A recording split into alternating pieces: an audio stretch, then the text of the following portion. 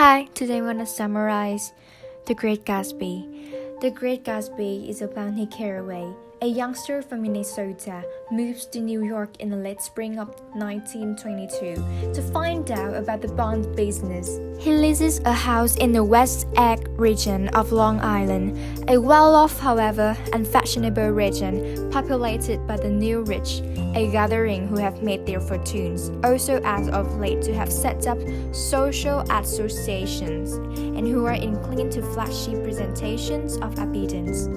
Nick's nerdy neighbor in West Egg is a puzzling man named J. Gatsby, who lives in an enormous Gothic chateau and does his luxurious party each Saturday night. Nick is not normal for different occupants of West Egg. He was instructed at Yale and his social associations in East Egg, a popular territory of Long Island home, to set up privilege.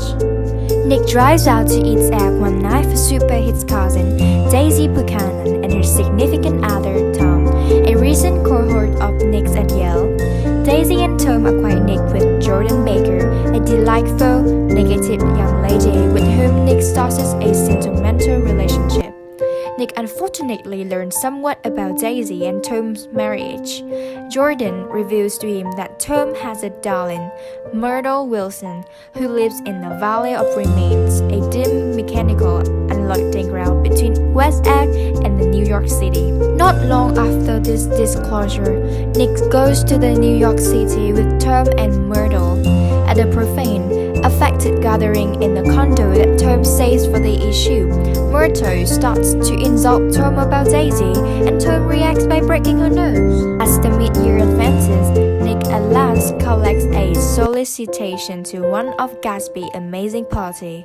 Hits experience Jordan Baker at the gathering, and they meet Gatsby himself, a shockingly youngster who influenced in English inflection, has a noteworthy grin, and calls everybody old sports. Gatsby requests to address Jordan alone, and through Jordan, Nick later becomes familiar with his secretive neighbor. Gatsby declares to Jordan that he knew Daisy in Louisville in 1917 and is profoundly enamored with her. He spent numerous evenings gazing at the green light toward the finish of her dock over the curve of his house. Gatsby's extreme way of life and wide gathering are essentially our endeavor to dazzle with Daisy.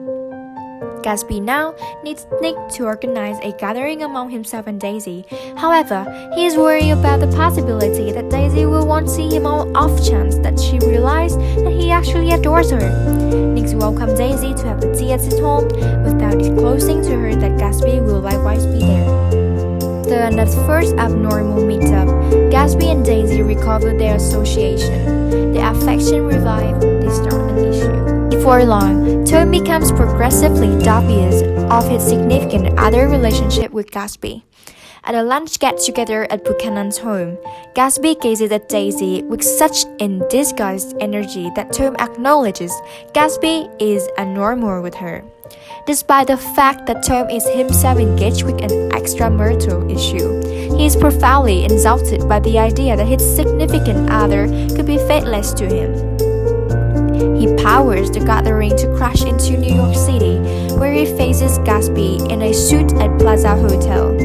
Tom attests that he and Daisy have a set of experiences that Gatsby would never comprehend, and he reports to it better half that Gatsby is a crook.